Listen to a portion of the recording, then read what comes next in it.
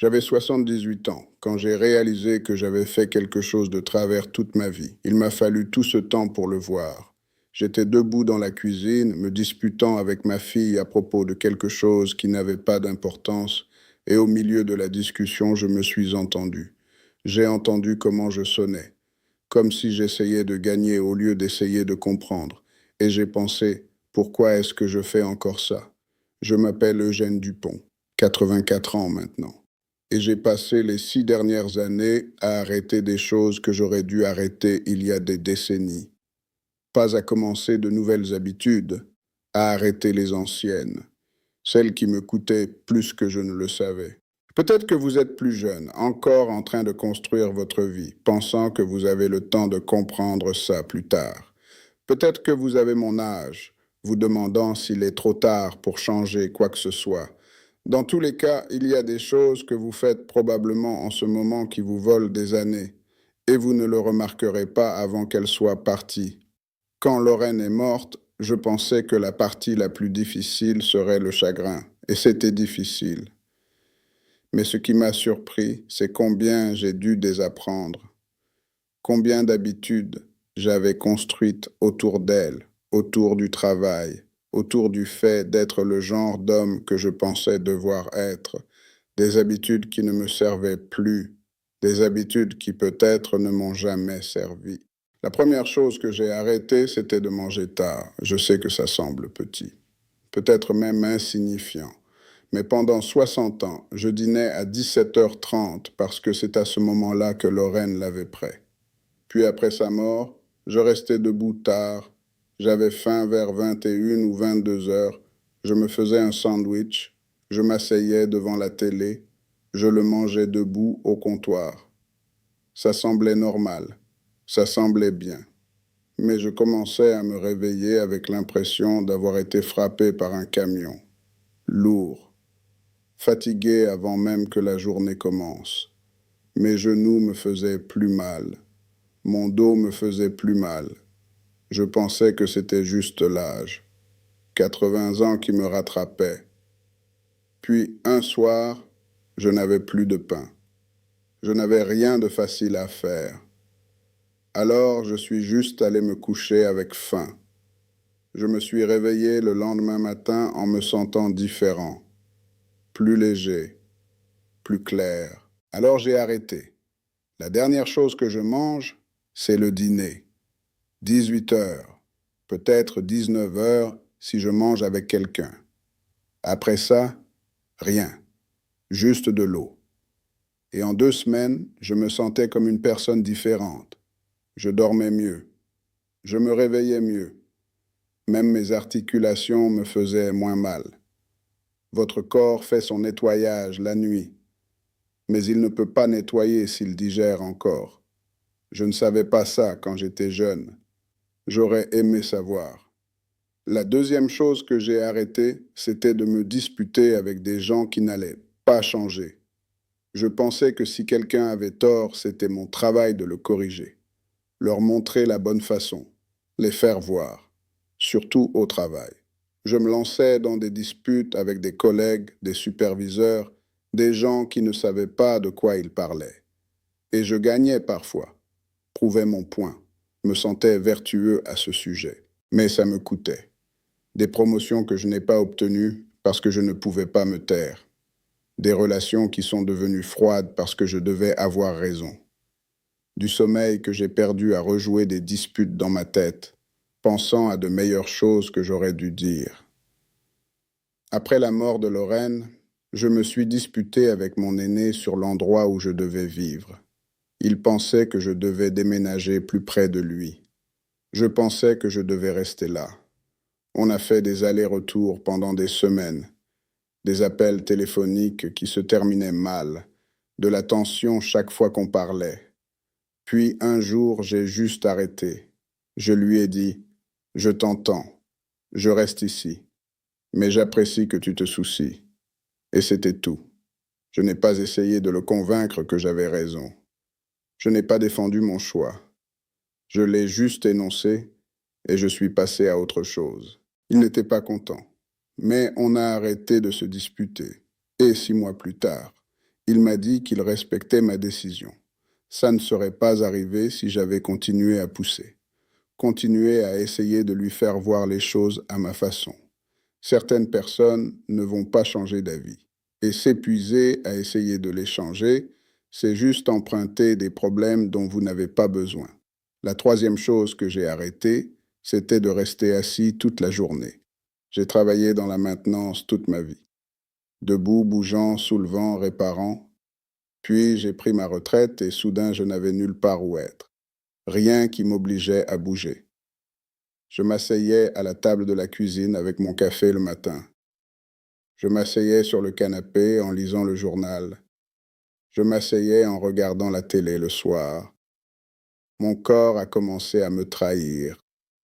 Genoux raides, dos tendu. Me lever d'une chaise est devenu un effort. Je ne parle pas d'exercice. Je n'ai jamais mis les pieds dans une salle de sport. Je parle juste de bouger. J'ai commencé à me fixer des règles. Pas de position assise pendant plus d'une heure à la fois.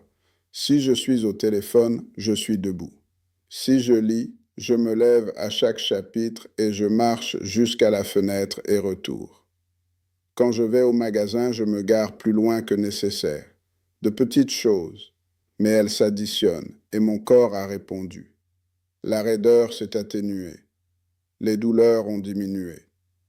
J'ai commencé à sentir que je pouvais encore faire des choses au lieu de sentir que je tombais en morceaux. Votre corps est comme une machine. Vous le laissez immobile trop longtemps, il rouille. Peu importe votre âge. Si vous êtes assis plus que vous ne bougez, vous vieillissez plus vite que nécessaire. La quatrième chose que j'ai arrêtée, et celle-là m'a pris le plus de temps, c'était de m'accrocher à la colère. Je n'en suis pas fier, mais il y avait un homme avec qui je travaillais. Il a fait quelque chose qui m'a coûté professionnellement, coûté du respect, et je m'y suis accroché pendant des années, même après ma retraite, même après qu'il soit parti de ma vie depuis longtemps. J'y pensais et ma poitrine se serrait, ma mâchoire se crispait. Je rejouais ça dans ma tête, imaginant ce que j'aurais dû dire, ce que j'aurais dû faire. Lorraine me disait de laisser tomber. Eugène, il ne pense même pas à toi. Tu es le seul à souffrir ici. Elle avait raison, mais je ne pouvais pas, ou je ne voulais pas. La colère semblait être quelque chose qui m'était dû, comme si la laisser partir signifiait qu'il avait gagné. Puis un jour, peut-être un an après la mort de Lorraine, j'étais assis sur le balcon et ça m'a frappé. J'avais 83 ans, toujours en colère à propos de quelque chose qui s'était passé quand j'avais 43 ans. 40 ans. J'avais porté ce poids pendant 40 ans. Et l'homme contre qui j'étais en colère, il était probablement mort. Et même s'il ne l'était pas, il ne le savait pas. Il s'en fichait. La seule personne que cette colère blessait, c'était moi. Alors j'ai laissé tomber. Je ne lui ai pas pardonné, exactement. J'ai juste décidé que j'en avais fini de porter ça. Et je me suis senti plus léger, physiquement plus léger. Comme si j'avais posé quelque chose de lourd que je portais depuis si longtemps que j'avais oublié que c'était là. Cette colère vivait dans mon corps, me rendait tendu, me rendait fatigué. Et pourquoi? Pour rien. La cinquième chose que j'ai arrêtée, c'était de regarder les nouvelles avant de me coucher.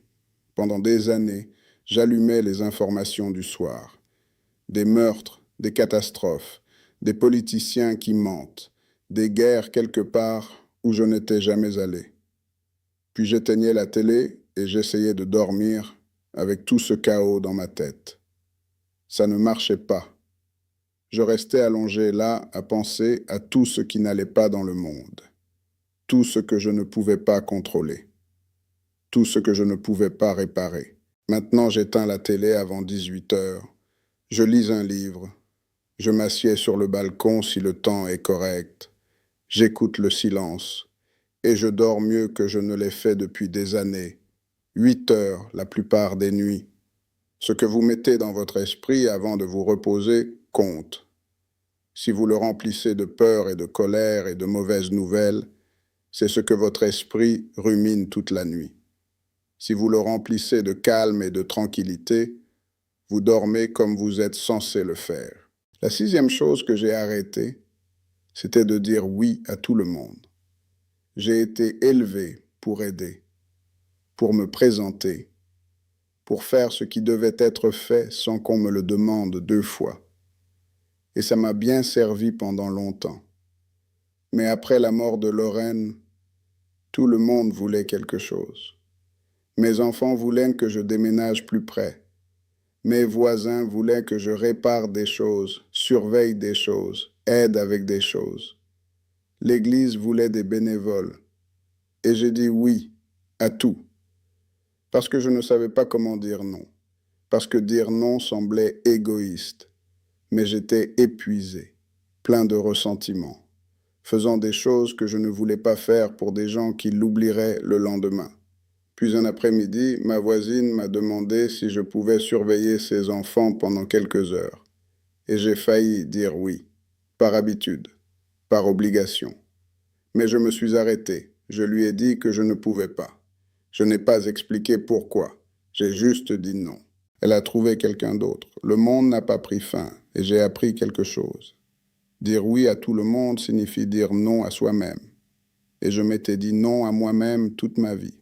Au repos, au calme, à ne rien faire sans autre raison que j'en avais envie. Ça va sembler ridicule, mais j'ai acheté un pot de cornichons le mois dernier et je n'ai pas pu l'ouvrir. Je me suis battu avec pendant 5 minutes. Mes mains ne sont plus ce qu'elles étaient. Finalement, je l'ai juste laissé sur le comptoir et je m'en suis passé.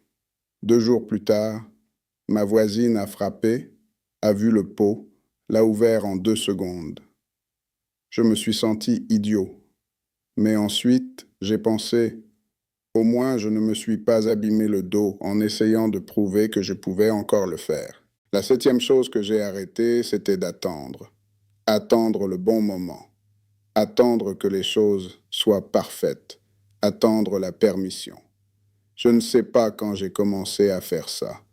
Probablement jeune. Probablement appris de mon père. Toujours remettre à plus tard ce que je voulais jusqu'à ce que le travail soit fait. Jusqu'à ce que les factures soient payées. Jusqu'à ce que tout le monde soit pris en charge. Lorraine et moi parlions de faire un voyage. Un vrai voyage. Pas rendre visite à la famille. Quelque part où on n'était jamais allé. On en a parlé pendant 30 ans. On ne l'a jamais fait.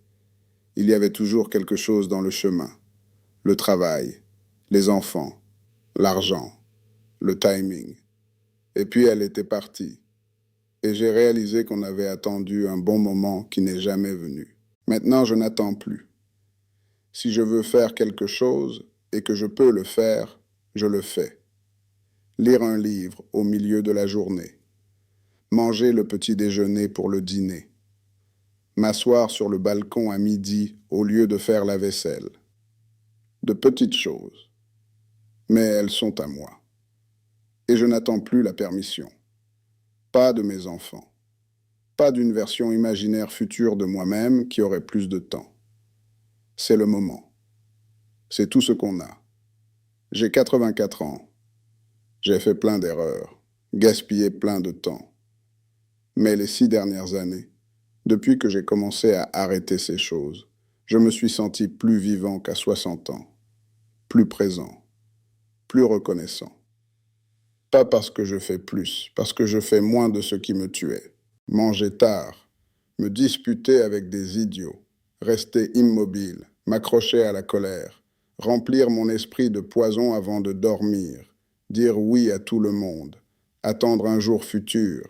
Tout ça me volait mon énergie, ma paix, mes années. Et je ne le savais même pas avant d'arrêter. Je suis ici depuis 84 ans. J'ai vu des gens que j'aimais mourir trop jeunes. Pas parce que la vie était injuste, parce qu'ils ne voulaient pas arrêter de faire les choses qui les détruisaient.